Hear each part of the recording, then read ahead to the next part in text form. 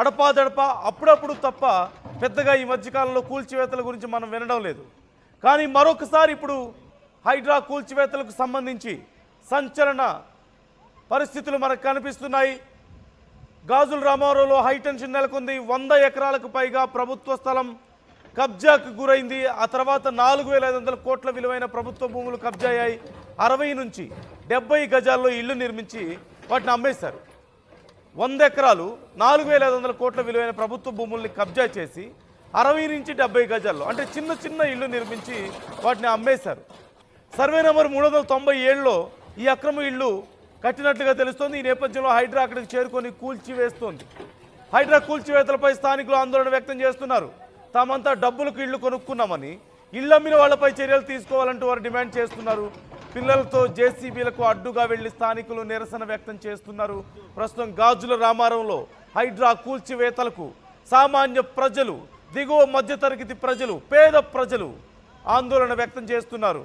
జేసీబీలకు అడ్డంగా వెళ్లి నించుంటున్నారు. మా మీదుగా వెళ్ళండి, కావాలంటే మా ప్రాణాలు పోయినా పర్లేదంటూ వాళ్ళు నిలబడుతున్నటువంటి పరిస్థితి కనిపిస్తుంది. ఒక్కసారి అక్కడ ఉన్నటువంటి పరిస్థితి ఏంటో చూద్దాం.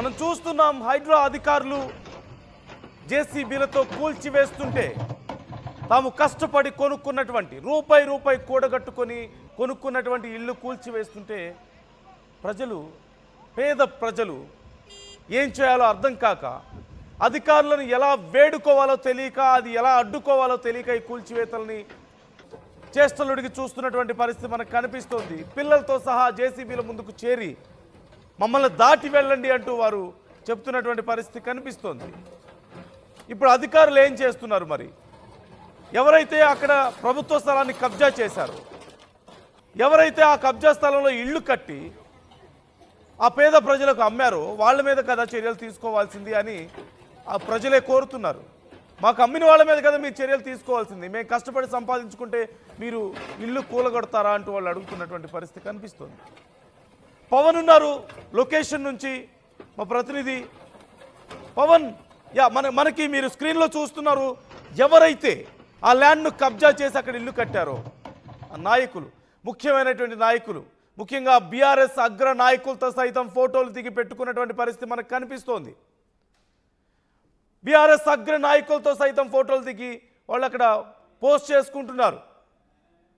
వాళ్ళతో సంబంధాలు కలిగి ఉన్నారంటూ తెలుస్తోంది. ఈ నేపథ్యంలో మరి ఏం చర్యలు తీసుకోబోతోంది కాంగ్రెస్ ప్రభుత్వం? కేవలం పేద ప్రజలు రూపాయి కూడగట్టుకొని కొనుక్కున్నటువంటి ఇళ్లను కూలగొడితే సరిపోతుందా?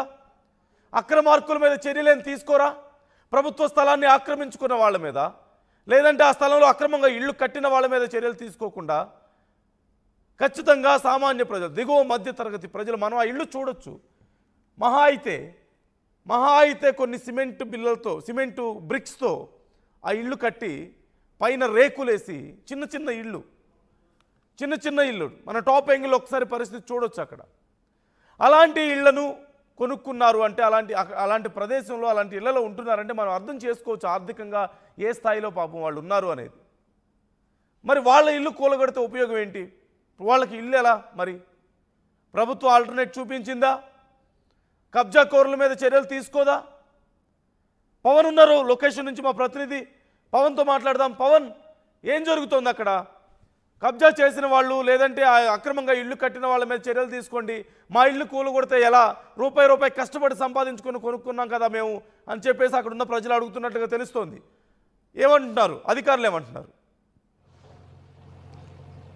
రైట్ నందు, ఏదైతే గాజుల రాబారంలో హైడ్రా కూల్చివేతలు అయితే మొదలైపోయినాయి. ఒకసారి మనం విజువల్లో చూసుకోవచ్చు. ఆ ఏవైతే ఇల్లు, ఏదైతే ల్యాండ్ ఇక్కడ ఏదైతే కబ్జా చేసి ల్యాండ్ కట్టారో, ఈ ల్యాండ్లో మీరు ఇల్లులు నివాసం ఉంటా ఉన్నారు, ఇల్లులు కట్టుకున్నారు అంటూ చెప్పి ఏవైతే నివాసాలు ఉన్నాయో వాటన్నిటి కూడా హైడ్రా సిబ్బంది సుమారు ఉదయం 6 గంటల నుంచి కూడా ఈ డెమాలిష్ అయితే మొదలు పెట్టడం జరిగింది. సో ఇక్కడ ఈ ఏరియా నుంచి మొదలు పెడితే కంప్లీట్గా ఏదైతే ఒక క్వారీ ఉంది ఇక్కడ, ఇళ్లకు సమీపంలో ఒక పెద్ద క్వారీ కూడా ఉండడం జరిగింది. ఆ క్వారీలోంచి నీళ్లు ఉబుకుతూ ఉన్నాయి. ఈ రోడ్ల కింద నుంచి నీళ్లు, ఆ ఇళ్ల మధ్యలోంచి నీళ్ళు అయితే పైకి వస్తూ ఉన్నాయి. అలాంటి డేంజరస్ ఏరియా ఇది. సో కంప్లీట్గా ఇది చట్టపరమైన ప్రభుత్వ ల్యాండ్ అండ్ కొండలు క్వారీ ఉన్న ల్యాండ్లో కొంతమంది దళారులు ఈ ల్యాండ్లని వారు ఆక్యుపై చేసుకొని వీటిని సర్టెన్ చిన్న అమౌంట్కి కానీ లేకపోతే వాళ్ళకి నచ్చిన నాయకులకు కానీ ఇలా చిన్న వ్యాపారస్తులకు అమ్ముకొని వారు ఇంకొంతమందికి అమ్ముకుంటూ ఇలా ఈ ల్యాండ్లను అయితే పొడిగించుకుంటూ వచ్చారు. సో ఇక్కడైతే మనం పొజిషన్ ఇక్కడ చూస్తూ ఉన్నాం, ఇక్కడి నుంచి మొదలు పెట్టుకుంటే ఈ పై వరకు కూడా అదంతా కూడా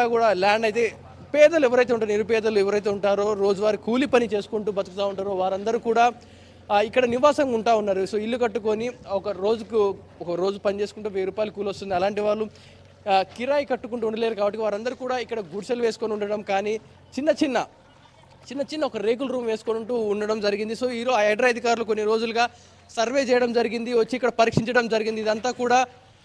ఇదంతా కూడా ప్రభుత్వ స్థలం, మీ ప్రభుత్వ స్థలంలో మీరు ఇల్లు కట్టుకోకూడదు, నిషేధం అంటూ కూడా వాళ్ళందరికీ నోటీసులు అంటే ఒక ముందస్తుగా జారీ చేయడం జరిగింది. సో ఎవరైతే కొంతకాలంగా గత 2-3 సంవత్సరాలుగా నివాసం ఉంటున్నారో వారి ఇళ్ల జోలికి వెళ్ళలేదు. కానీ రీసెంట్గా కన్స్ట్రక్ట్ ఏవైతే ఇల్లులు ఉన్నాయో, రీసెంట్గా కన్స్ట్రక్షన్ అయిన కొత్త నిర్మాణాలు ఏవైతే ఉన్నాయో వాటిపై గతం హైడ్రా కొరడ చూపిస్తుందని చెప్పుకోవచ్చు. ఎందుకంటే ఒకసారి విజువల్లో చూసుకోవచ్చు, ఇవంతా కూడా హైడ్రా సిబ్బంది కూల్చివేయడం జరిగింది. సో ఇక్కడ ఉన్న ఏవైతే ఇల్లు నివాసాలు ఉంటా ఉన్నారో, పాపం పేదలకు చాలామందికి ఇక్కడ తెలియదంట, ఇది మేము ఖాళీ స్థలం ఉంది ఉండటానికి ఇక్కడ వచ్చామంటూ కూడా చెప్పడం జరిగింది.